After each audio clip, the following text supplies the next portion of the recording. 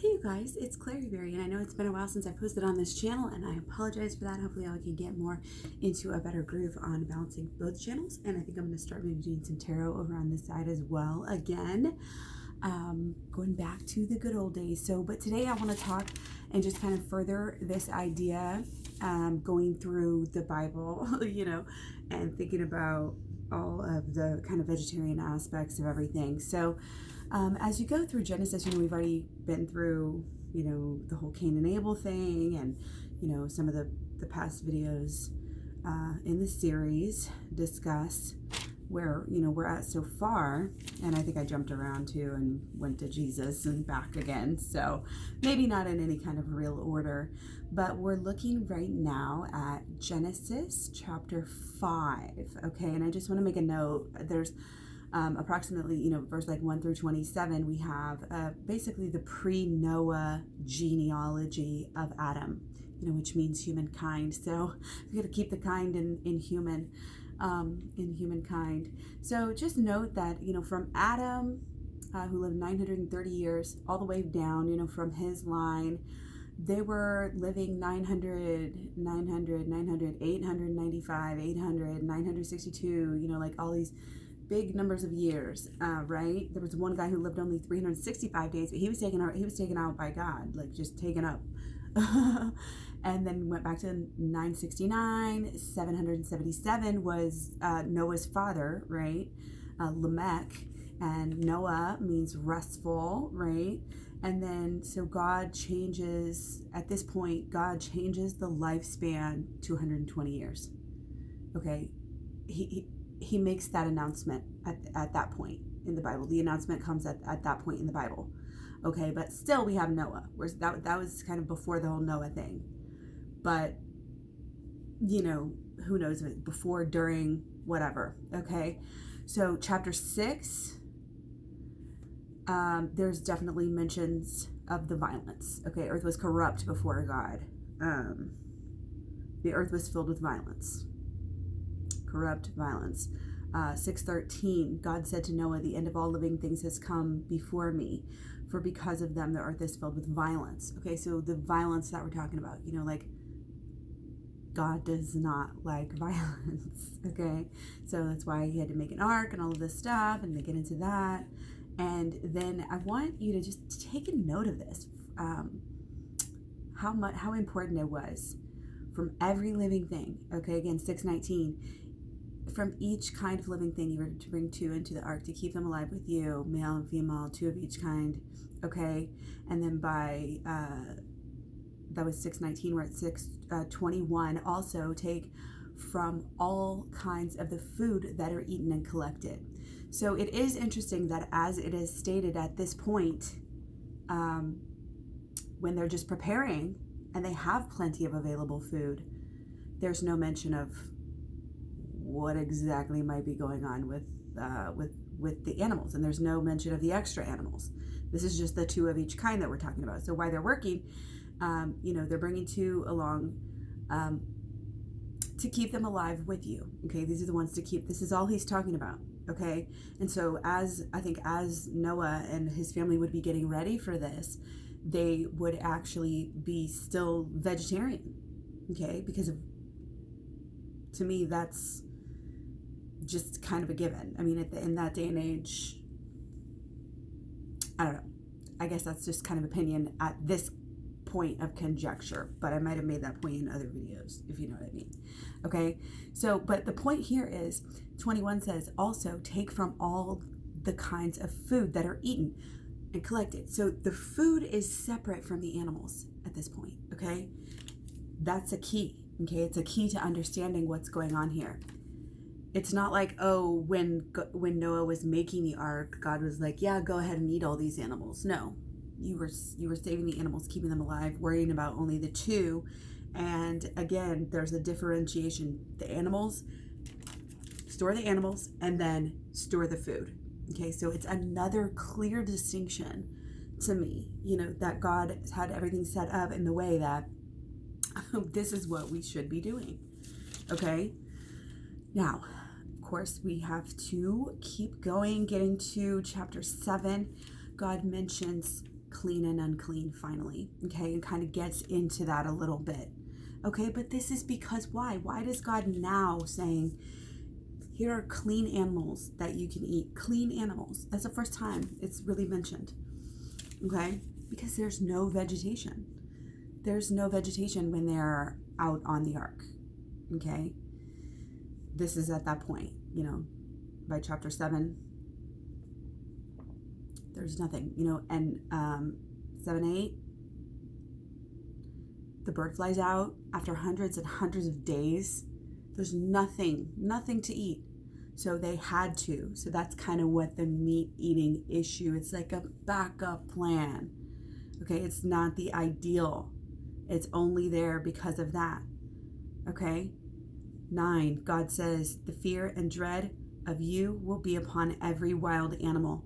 Okay, so it's almost like at this point is when the animals were actually afraid of us. Before this, it was all kind of like almost Garden of Eden-esque, where the animals didn't even care about us. Why didn't they care about us? They weren't afraid of humans. They weren't afraid of humans. Why? Because humans weren't supposed to be eating them. And I know there's sacrifices, and I talk a lot about, I have a video specifically addressing the sacrifices and how that might not actually be the real case, of what I think the real Bible would be, the real Gospels. To me, they're the lost ones, the lost Bibles, the Gospel of the Ebionites, the Gospel of the Nazarenes, Gospel of Hebrews. Okay, they're gone for a reason. The powers that be, AKA what comes to be the Roman Catholic Church, doesn't want them to know. They hijacked Christianity basically. So anyway, God says now the animals are afraid of you. So it's kind of almost like the floodgates are opened, but that's when we have set karma against us. We're killing humans specifically, not okay, and gonna have that karmic effect where if you kill, you're gonna die by the sword as well. Okay, so now Genesis 9, let's see, 8 through 17. Okay, we're getting to the point where God's talking about the covenant, and it's really emphasized here so much. It's not only covenant with God's covenant with you, being what, Abraham, right? But it's the descendants of Abraham, and another key. The other key there is every living creature. And this is very important. I don't want you to take this lightly, because guess what? Just in this little section, Genesis 9, 8 through 17, and I'm looking at the Jewish, the complete Jewish Bible, excuse me.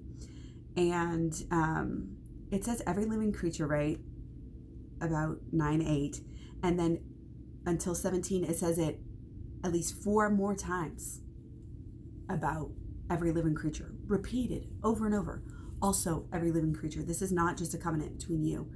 So it's just interesting. And two, stuff like this really, I'm not going to say I completely understand it. I just want to bring it up. There's something going on there. There's something going on with animals. There's a lot more going on with animals in the Bible, than we really think about. A lot of people don't even think about, when Jesus overturns the, tables, they always think of the money and the money changers, but they don't think about the animals and the sacrifice. This is more about animals than we would ever have thought.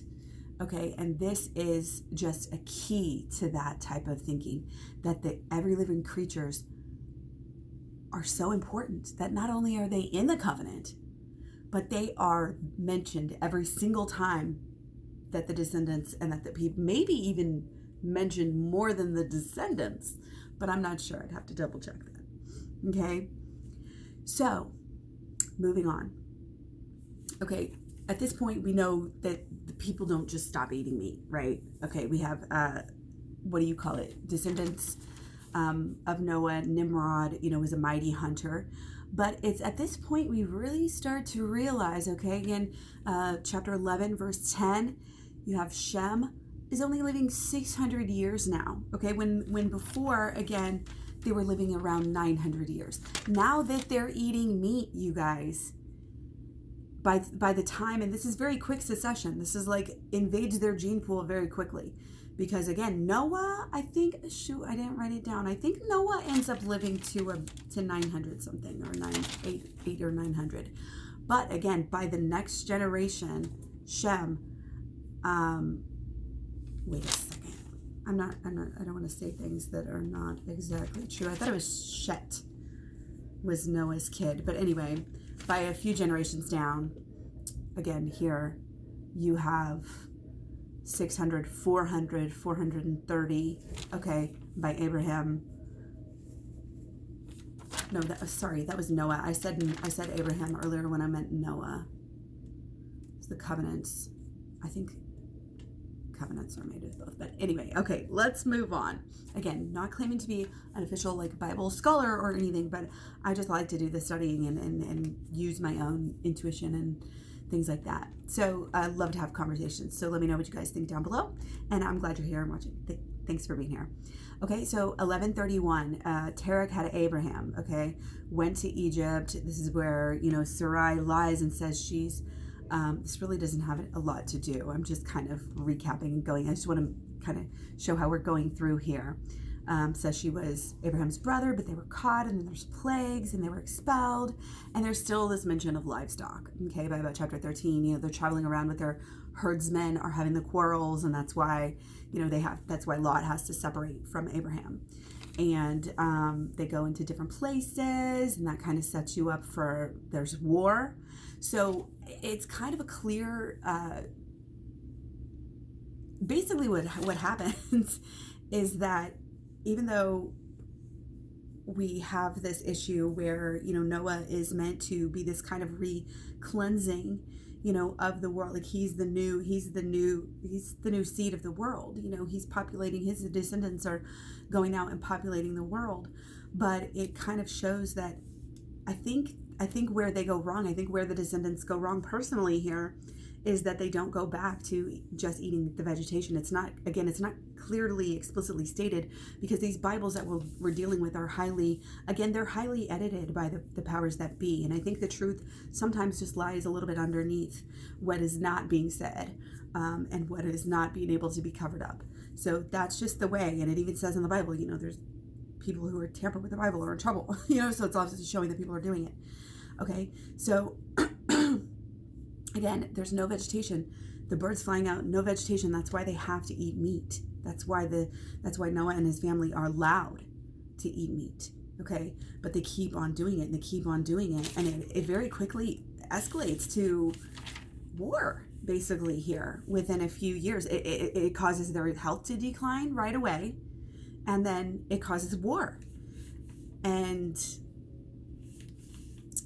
I mean, it is what it is, but this is the way the story goes, okay? So Lot is taken. There's a lot of stuff. Again, I'm not going through the whole entire Bible here, but it's just kind of, I want to make sure and touch on everything that does have anything to do with it. So yeah, you have Lot's situation, and then you back to Abraham with having the heir, and there is talk about sacrificing animals, but again, who is highly editing, the copies and the text of the stuff that is being passed down. It's those that were in power. It's those that had the capital and the money and they were able to pay the scribes. It's the people who are paying the scribes to tell them what to write, obviously. And they're the ones that, were actually the high priest. And they were the ones that were getting the sacrifices from the people. And what they were doing is basically manipulating the people spiritually by telling them to commit murder, basically, to go and basically buy these animals from them. It was a racket, basically. They were selling the animals. They were in cahoots with the people who were selling the animals, and then they were saying, you have to buy these animals and then sacrifice them to God. And they were basically taking the animals and eating them. That was their sustenance. They were greedy. Okay, these priests, again, these are the ones who are writing down and tracking this stuff. So we have to have that critical thinking, and that context, to me, when we're reading this stuff. And a lot of the Bible is about that. Okay, but even at this point, the Jews and the people who were in control of the text in the Jewish times at this time that we're talking about, again, they were promoting animal sacrifice, and Jesus wasn't. Okay, but again, we've talked about that. We'll get to that. Check out the different videos that I have and different playlists, I believe, as well. Okay, but here's another thing. Right after Abraham, now it doesn't say God commands him to sacrifice anything, nothing like that. He wants an heir. He's worried about an heir. We're at Genesis Genesis 15. Okay, he sacrifices animals, like numerous animals, right? Chops them in half, and then immediately falls into a deep sleep. And horror and great darkness overcame him. Again, 15:12. Horror. Immediately fell into a deep sleep. Horror and great darkness overcame him. Does that sound? It doesn't say anything about God being satisfied or asking for that or anything. Instead, it sounds like he's, again, having more bad luck. And it's kind of like interesting to view it's funny because I watched, last night, Mary Magdalene. And I like how they kind of portrayed some of the other prophets, some of the other apostles as not really knowing, because that's really important, that the apostles were very much confused. They were very much like, what the heck are you talking about, Jesus? Like, what is going on? What are you doing? I'm sure, I love how everything happens so fast in that movie, and it's confusing. And you just have to, on some level, think about it realistically and logically in that way. Okay, but knowing the facts and again, getting just the essence of what's going on is even great. Highly recommended. Okay, so horror and great darkness overcame him. God says, 13, descendants, slaves, and oppression for 300 years. So basically, not only does Abraham have horror and great darkness, deep sleep falls upon him immediately after the sacrifice. His descendants are cursed for 30 years. Now, it doesn't specifically say this, that he's being punished. But what the heck, man? It doesn't explain it otherwise to me. It doesn't make sense. So I'd like to hear what you say. Again, this is just me, some intuition, a little bit of, ideas here and there. But, 17. There is this covenant. And again, this all has to do, with the other covenants and the understanding, that what they had. Okay, so, we have Abraham, we have the slave girl, Hagar, she runs away, and there's more to the story here. Okay, let me see, hold on just a second. Okay, so just basically, again, that's the part of the story where Abraham has his name, their names get changed, and again, this covenant is this everlasting covenant of all the descendants, and Abraham is the father of many, and the covenant supposedly has to do with the land and the circumcision. But again, that's the type of stuff that, sometimes I feel like later on the circumcision thing was addressed by James and by the church leaders, and that it was not necessary. I don't think, again, when we look at the essence of what Jesus preached, it was never about the rules and the regulations. It was about the big picture. It was about the way you live your life, the essence you live your life, and it had to do with nonviolence. And so that's it for today. But come back again soon. Again, I'm gonna be posting on this channel more often. So much love, many blessings. Take care, and I'll talk to you guys soon.